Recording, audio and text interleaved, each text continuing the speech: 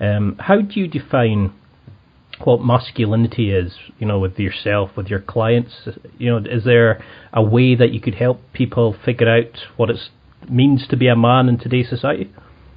I stay away from this part of the conversation, especially around masculinity, and it's not that I have a thing against it. I mean, but what I've found is that typically there's a lot of guys that have been domesticated throughout their early life.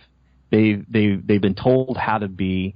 They've been told who they're supposed to be and how they're supposed to act. And then they start to realize that they got neutered along the way and that they missed out on this masculinity piece. They missed out on what it means to be able to set a boundary, to be able to take care of themselves, to be able to take lead, take charge. So then they start to say, well, now tell me how to be masculine. Show me the masculine ideal.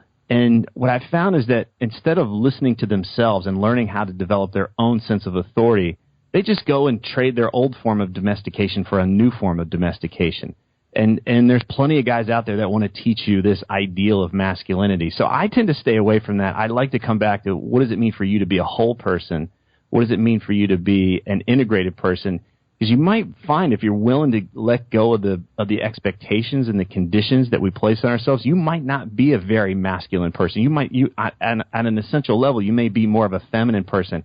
I'd rather you be more of who you truly are than try to fit into this, the next box of what it means to be a masculine thing. So I tend to stay away from that, and I just use terms like, who are you really? What do you want most in this lifetime? Let's go create that. And then that challenge right there is going to lay out the path for you to become more of who you are.